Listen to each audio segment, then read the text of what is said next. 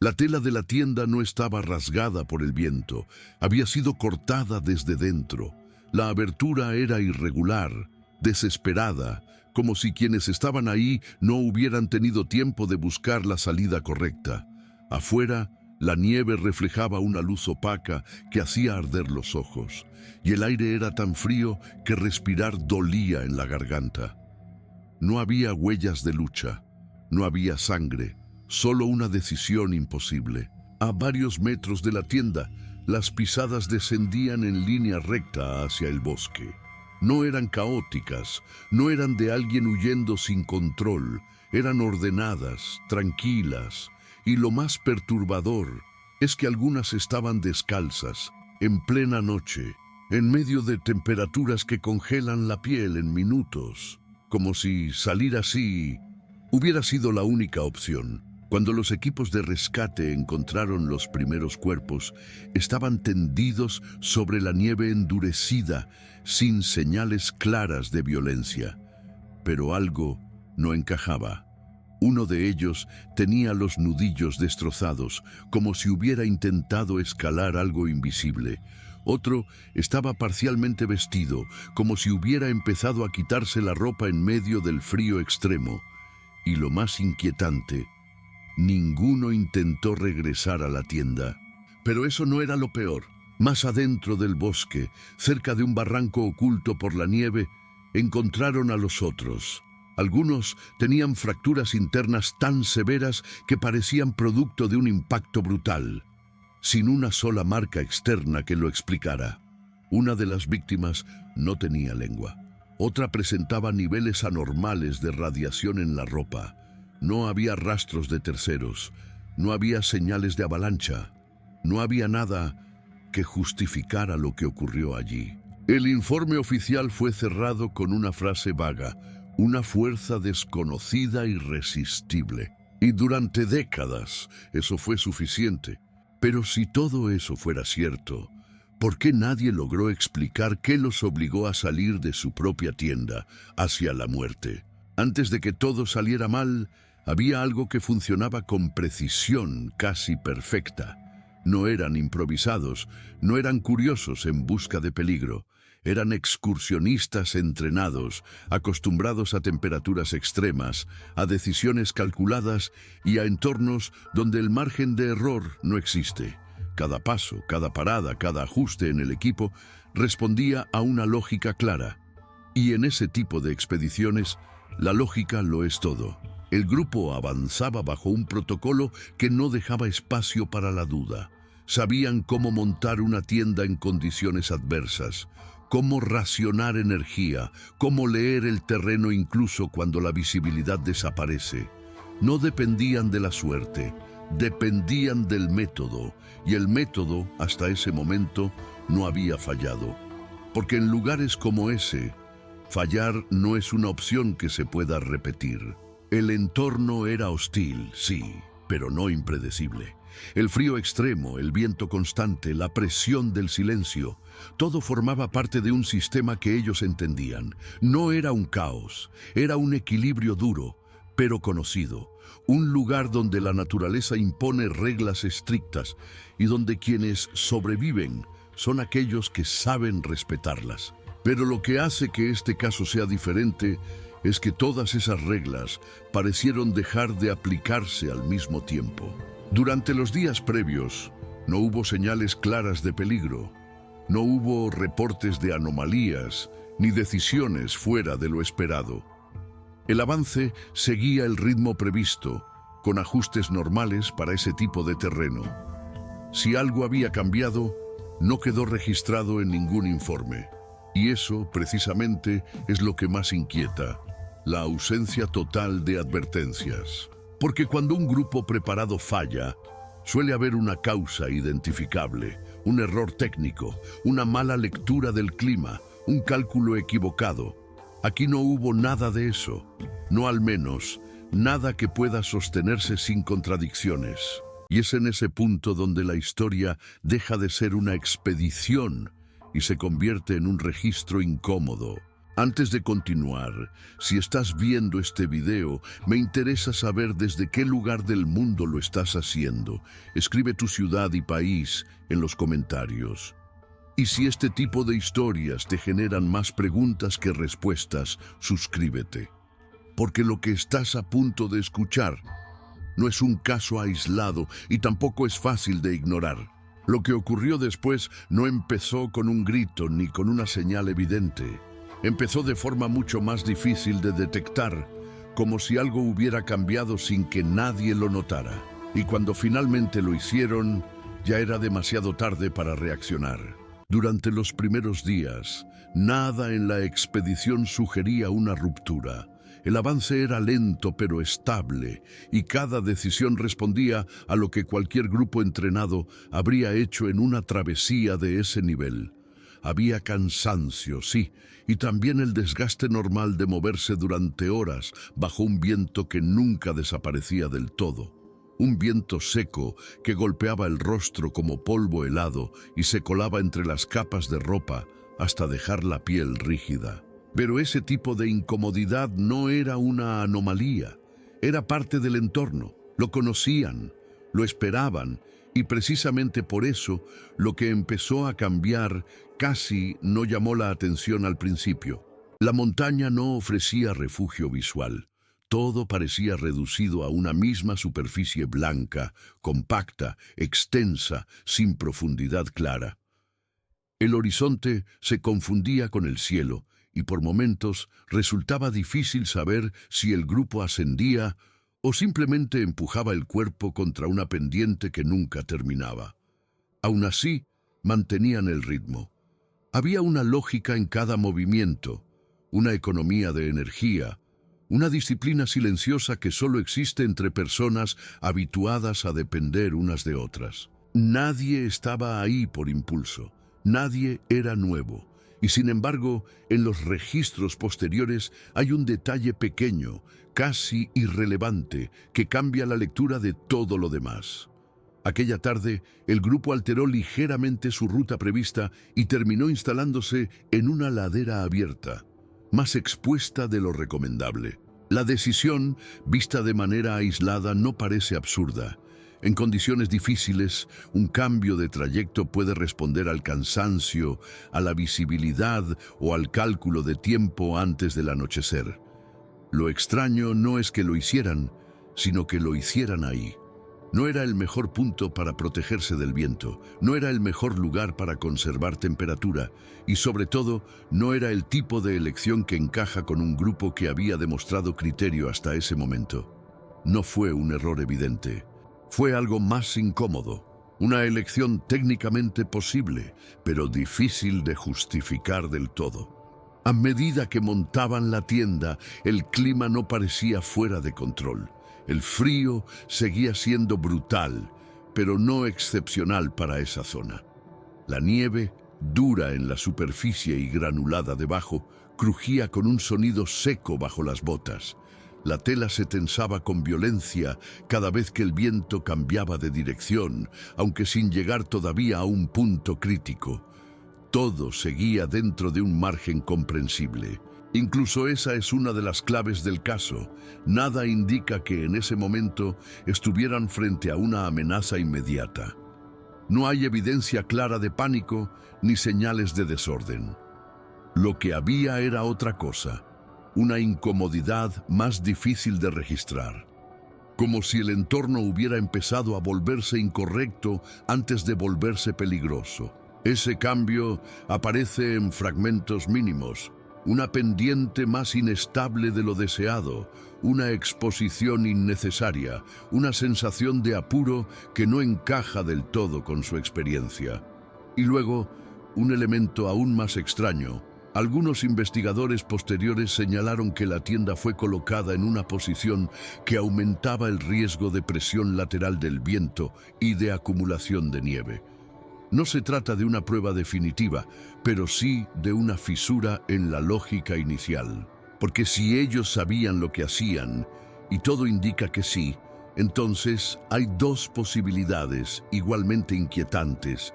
O evaluaron mal una situación sencilla, o algo en ese lugar alteró su criterio de una forma que nunca quedó registrada. Lo más perturbador del capítulo inicial no es una gran tragedia, es un desajuste, la sensación de que poco antes de la ruptura total hubo un instante en que todavía era posible corregir. Un instante en que la noche aún no se había vuelto una amenaza definitiva y la expedición seguía pareciendo recuperable. Ese tipo de momento casi siempre desaparece en los relatos oficiales porque no deja marcas visibles, pero aquí importa. Importa porque, cuando más tarde los rescatistas reconstruyeron los hechos, encontraron una secuencia llena de decisiones que no parecían propias de un grupo improvisado. Y la primera de todas pudo haber ocurrido mucho antes del corte en la tela. Hay otro detalle que rara vez se menciona con suficiente peso. En un entorno tan hostil, la rutina protege. Preparar el campamento, asegurar el equipo, distribuir peso, racionar calor, repetir procedimientos conocidos. Todo eso reduce el margen de error mental. Cuando esa rutina se altera, aunque sea apenas, el cambio no suele ser accidental. Algo lo empuja. No hace falta imaginar una amenaza visible para entenderlo. A veces basta una percepción difícil de nombrar. Un sonido apagado bajo la nieve, una vibración transmitida por el suelo, una presión ambiental que no coincide con nada concreto, pero modifica el comportamiento.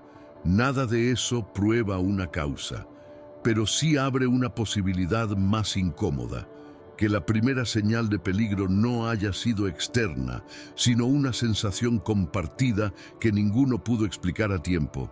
Y si esa noche todo parecía todavía bajo control, entonces la verdadera pregunta no es ¿por qué huyeron después?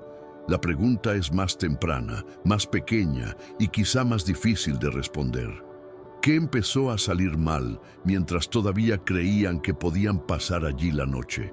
La tienda fue encontrada semanas después, parcialmente cubierta por la nieve, como si el entorno hubiera intentado borrar cualquier rastro de lo ocurrido.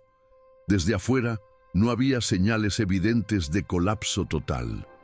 La estructura seguía en pie, sostenida por los esquís y bastones que habían utilizado como soporte.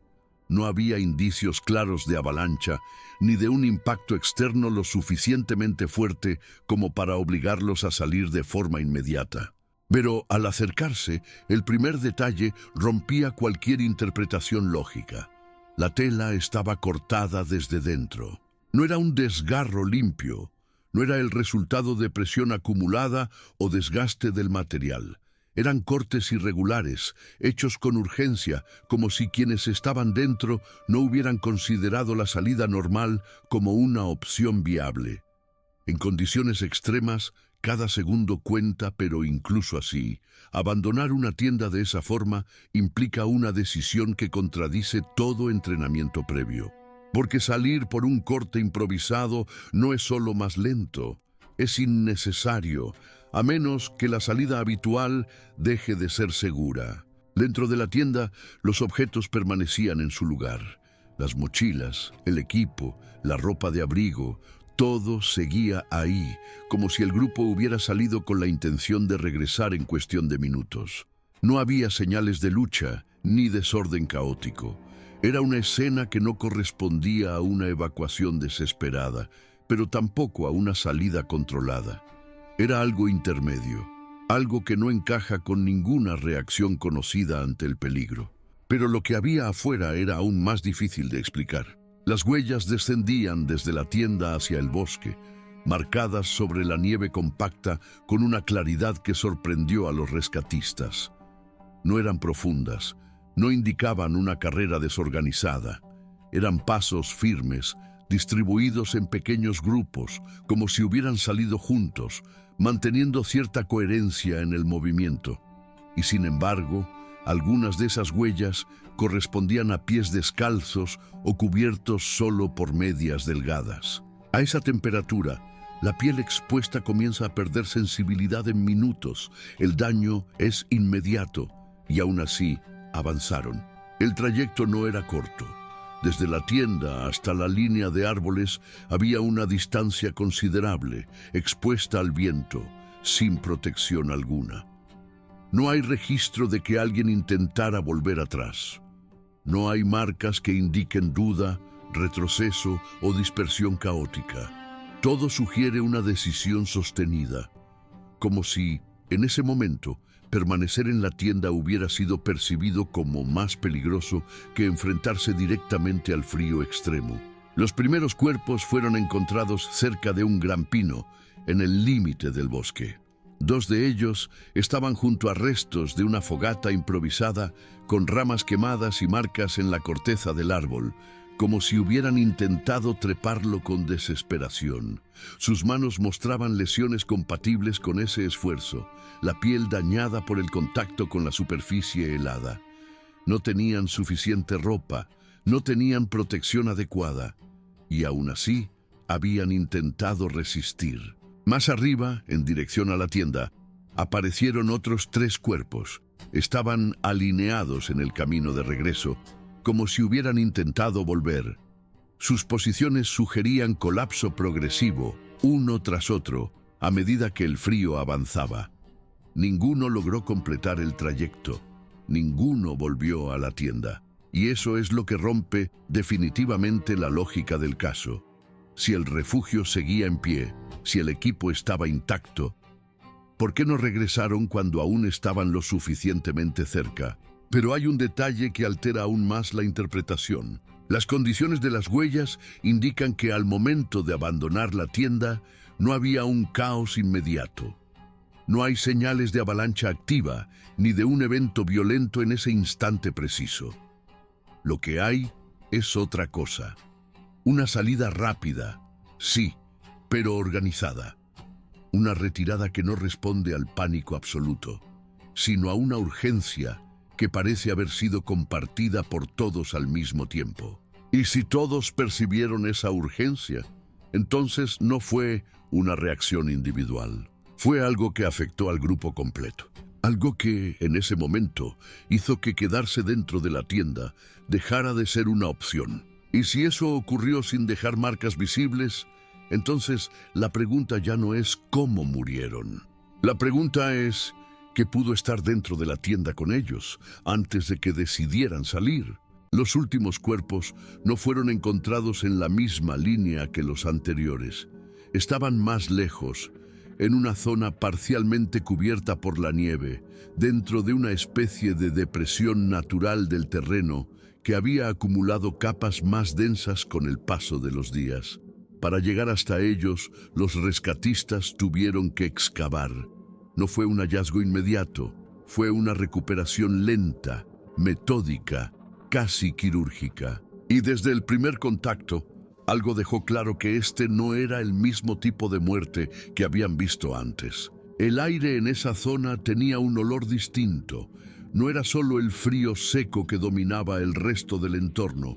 Había una densidad diferente, una mezcla de humedad contenida y materia orgánica alterada por el tiempo bajo la nieve. A medida que retiraban las capas compactadas, la resistencia del terreno cambiaba. No era una superficie uniforme. Había zonas más blandas, otras endurecidas como hielo comprimido. Y en medio de esa irregularidad, comenzaron a aparecer los cuerpos. A diferencia de los primeros, estos no estaban expuestos. Habían quedado atrapados bajo la nieve, lo que, en teoría, debería haberlos protegido parcialmente de las condiciones externas. Pero lo que revelaron no encajaba con esa expectativa. Las posiciones eran forzadas, como si hubieran sido desplazados por una presión externa o colapsado en un espacio reducido. Y luego estaban las lesiones. Uno de ellos presentaba fracturas internas severas en el pecho. No eran superficiales, eran profundas, como si una fuerza considerable hubiera comprimido el torso hasta quebrarlo desde dentro. Otro tenía daños similares en el cráneo, pero al examinar la piel no había señales evidentes de impacto externo proporcional. No había cortes abiertos ni heridas visibles que correspondieran con la magnitud de esas lesiones. Era una contradicción directa, daño extremo, sin evidencia externa clara de cómo se produjo. Los informes posteriores utilizaron comparaciones técnicas para describir la intensidad de esas fracturas. Algunas de ellas fueron equiparadas con impactos de alta energía, similares a los que se observan en accidentes graves. Pero no había escenario en ese lugar que justificara ese tipo de fuerza. No había caída desde altura suficiente. No había estructuras que pudieran colapsar sobre ellos con esa intensidad. No había terceros identificados. Lo único que había era el registro del daño. Pero hay un detalle que altera aún más la lectura de lo ocurrido. En uno de los cuerpos, la cavidad bucal presentaba una ausencia completa de tejido blando en la lengua. No se trataba de una lesión superficial ni de un daño leve. Era una pérdida total que en condiciones normales requeriría una explicación clara. Algunos intentaron atribuirlo al proceso natural de descomposición en ese entorno. Pero ese tipo de deterioro no afecta todas las áreas por igual, ni con ese nivel de precisión. Y sobre todo, no explica por qué otros tejidos cercanos permanecían en mejor estado relativo. A esto se suma otro elemento aún más incómodo. Algunas prendas de vestir presentaban niveles de radiación superiores a lo esperado. No eran cantidades letales, pero sí lo suficientemente anómalas como para ser registradas. Y eso introduce una variable que no encaja con el resto del escenario, porque incluso si se aceptaran las condiciones extremas, incluso si se asumiera que el entorno pudo generar comportamientos erráticos, la radiación no forma parte de esa ecuación.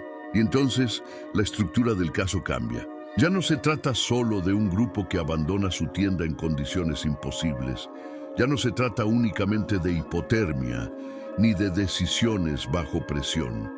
Ahora hay evidencia física que sugiere otra cosa. Una fuerza que no dejó marcas externas claras. Un deterioro selectivo en ciertos cuerpos. Un elemento que no pertenece al entorno inmediato. Y sin embargo, no hay una explicación oficial que conecte todos esos puntos sin generar nuevas contradicciones. Porque si las lesiones requieren una fuerza extrema, pero no hay fuente visible de esa fuerza, entonces el problema no es lo que ocurrió. El problema es lo que falta en el registro. Y cuando un caso empieza a depender más de lo que no está documentado que de lo que sí, deja de ser un accidente.